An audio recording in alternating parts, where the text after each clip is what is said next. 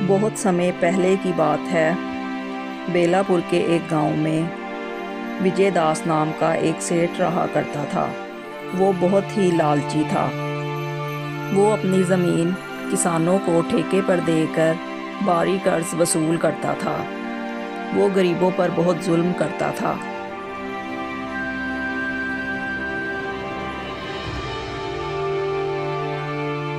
अरे इन किसानों की भी क्या जिंदगी है।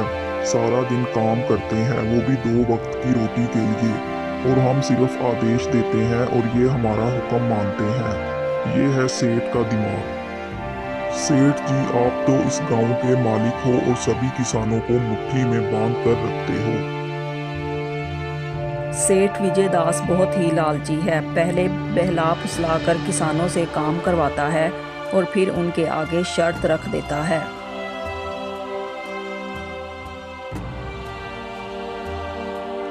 सेठ जी, मैंने सुना है कि आप अपना जमीन किसानों को ठेके पर देते हो। हाँ भाई, मैं अपना जमीन किसानों को ठेके पर देता हूँ। ठीक है सेठ जी, मुझे आपका जमीन ठेके पर चाहिए। मेरा नाम श्यामलाल है और मैं पास ही के गांव चांदीपुर में रहता हूँ। ठीक है, मैं अपनी जमीन ठेके पर दे दूंगा, लेकिन 1 साल बाद जो तुम फसल उगाओगे उसमें से आधा हिस्सा मेरा होगा और आधा तुम्हारा होगा। इसी तरह सेठ विजयदास किसानों को अपनी ज़मीन ठेके पर देता है और उनके आगे शर्त रखता है कि जो भी तुम फसल उगाओगे उसमें से आधा हिस्सा मेरा होगा। चलो, जमीन तो मिल गई। अब इसमें मैं खेती करूंगा। मुझे बहुत मेहनत करनी होगी, तभी मेरे हिस्से में कुछ बच पाएगा। इसी तरह श्यामलाल दिन रात कड़ी मेहनत करता है और फसल तैयार करता है। उसकी फसल तैयार हो जाती है और वो फसल की कटाई भी शुरू कर देता है।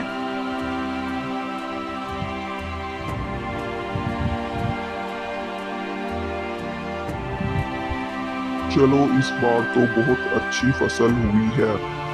आधा जमींदार ले जाएगा, लेकिन फिर भी मेरे हिस्से में कुछ बच जाएगा। अरे सेठ जी, सुनते हो, श्यामलाल की फसल तैयार हो गई है और वो फसल की कटाई कर रहा है। अरे ऐसी बात है तो उसकी फसल तैयार हो गई है, तो चलो फिर हम चलकर देखते हैं क्या वो वाकई ही फसल की कटाई कर रहा है।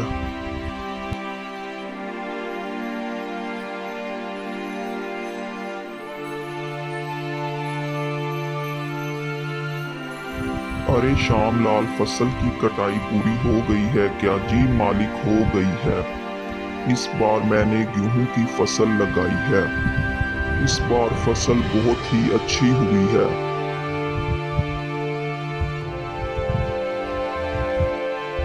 वो तो मुझे दिख ही रहा है, मेरा खेत ही बहुत उपजाऊ है, तो फसल तो अच्छी होगी ही ना। नहीं मालिक, खेत भले ही उपजाऊ हो, लेकिन अगर वहाँ मेहनत नहीं होगी तो फसल अच्छी कैसे होगी। मैंने इस बार इस खेत पर गेहूं की फसल तैयार करने में कड़ी मेहनत की है, इस वजह से फसल अच्छी हुई है।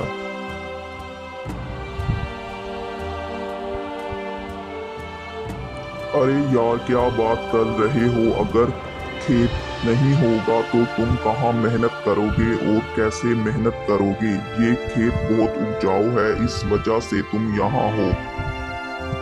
इस तरह सेठ विजयदास अच्छी फसल ले जाता है और ख़राब फसल श्यामलाल को दे जाता है।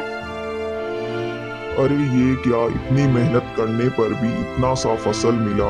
ऐसी जिंदगी से तो मर जाना बेहतर है। हमेशा दूसरों के इशारों पर काम करना पड़ता है। पता नहीं अपनी जमीन कब होगी। श्यामलाल ऐसे तैसे करके अपना जीवन गुजारता जा रहा था और इधर उसका बेटा हितेश शहर में अपनी पढ़ाई पूरी करके गांव वापस आता है। तो जब वो गांव का नज़ारा देखता है तो वो बहुत परेशान होता है। पिताजी, क्या हुआ? हमारे गांव को बहुत सूना सूना लग रहा है। श्यामलाल हितेश को सारी बात बता देता है। गांव के आपदीदा हालात और ज़मींदार के बारे में भी बताता है कि सेठ विजय दास किस तरह गरीब किसानों को धोखे में रखकर उनकी ज़मीन लूटता है। चलो कोई बात नहीं पिताजी, आप दुखी मत हो, इस बार मैं खेती करूंगा। हितेश ने सभी किसानों को इंसाफ दिलाने और सेठ विजय दास को सबक सिखाने की प्रतिज्ञा ली और एक दिन वो सेठ विजय दास के घर जाता है। सेठ जी, इस बार पिताजी की जगह मैं खेती करूंगा। मुझे ठेके में कोई भी एक जमीन चाहिए। अरे जाओ बच्चे, अभी तुम में इतनी ताकत नहीं है कि तुम खेती कर सको। जी आप ऐसा मत बोलिए, मैं पढ़ा लिखा जरूर हूँ, लेकिन हूँ तो एक किसान का बेटा ही ना। खेती मेरा धर्म है, आप मुझे कोई भी एक जमीन दे दीजिए। अच्छा ठीक है, मैं मान लेता हूँ। वैसे भी आजकल क्या कोई काम रखा है? तुम इतना पढ़ लिख कर बेरोजगार घूम रहे हो, इससे अच्छा तुम थोड़ी खेती बाड़ी सीख लो, इससे तुम्हें फायदा होगा। जी आपका बहुत शुक्रिया। शुक्रिया बाद में कहना, पहले मेरी शर्तें और नियम सुन लो। अरे ये लड़का तो नई नई खेती बाड़ी सीख रहा है, तो इसको एक नई शर्त बता देता हूँ। पिछली बार इसके पिता ने गेहूं की फसल लगाई थी, तो ये भी गेहूं की फसल ही लगाएगा। अरे हरीश सुन लो, जो भी तुम फसल उगाओगे उसमें से आधा हिस्सा मेरा होगा और आधा हिस्सा तुम्हारा होगा, लेकिन ऊपर का हिस्सा मेरा होगा और नीचे का हिस्सा तुम्हारा होगा। ठीक है सेठ जी, मुझे मंजूर है, बिल्कुल वैसा ही होगा जैसा आप चाहते हैं। अगले दिन ही हितेश काम शुरू कर देता है। वो भी दिन भर कड़ी मेहनत करता है, लेकिन वो गेहूं की फसल नहीं लगाता। वो गेहूं की जगह आलू की फसल लगा देता है और वो फसल बहुत अच्छी होती है।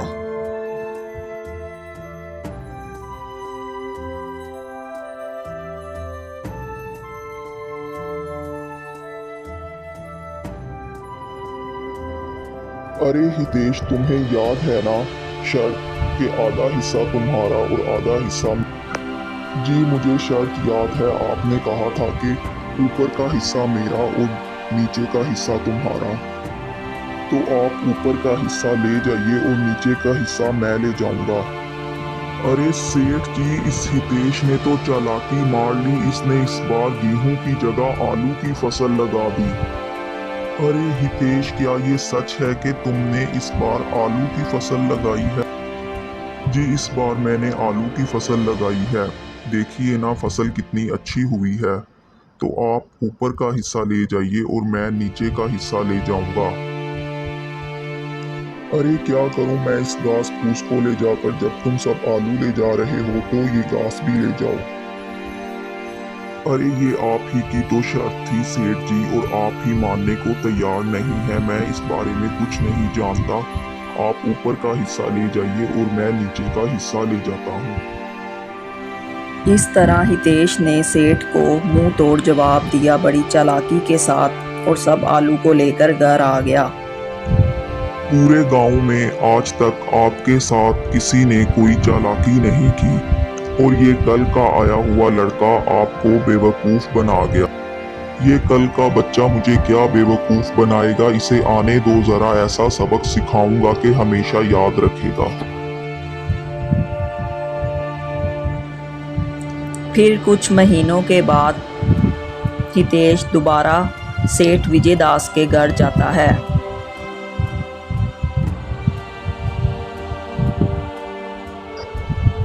अरे लड़के, अब बताओ तुम्हें क्या चाहिए? ठेके पर जमीन चाहिए सेठ जी। इस बार कोई चालाकी नहीं चलेगी। इस बार मेरी शर्त सुन लो। इस बार नीचे का हिस्सा मेरा होगा और ऊपर का हिस्सा तुम्हारा होगा। ठीक है, मुझे मंजूर है। इस बार ऊपर का हिस्सा मेरा होगा और नीचे का हिस्सा आपका होगा। इसके बाद हितेश दोबारा जाकर खेती में दिन भर मेहनत करता है।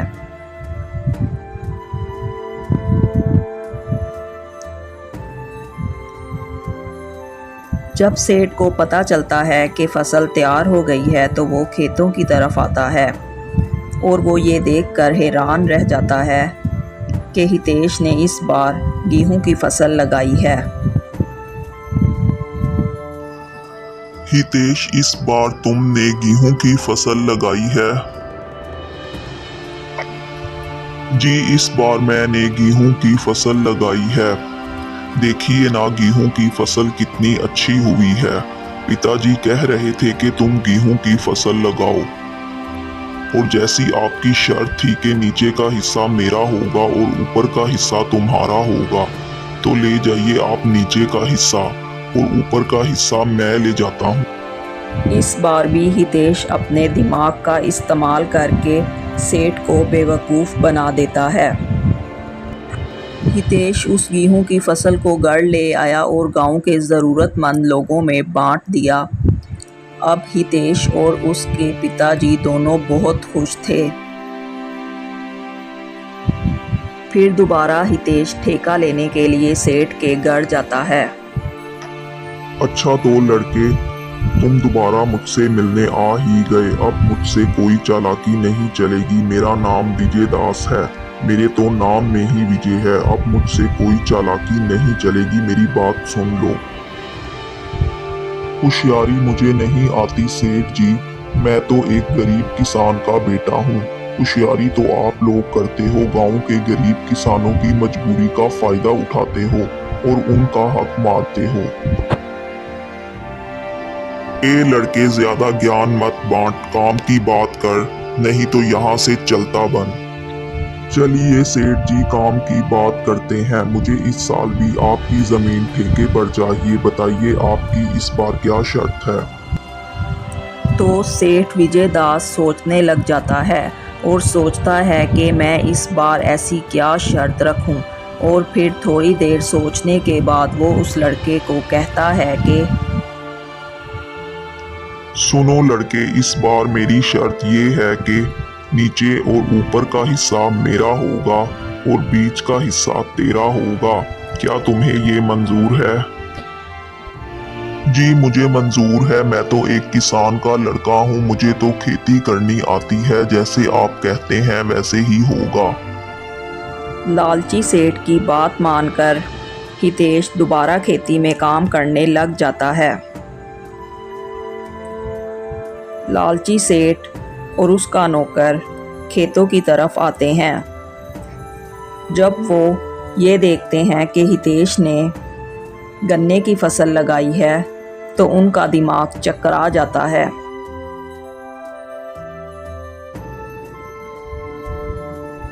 अरे ये किसान का बच्चा तो बड़ा होशियार निकला। जितना मैं सोचता था ये तो उससे भी ज्यादा होशियार निकला।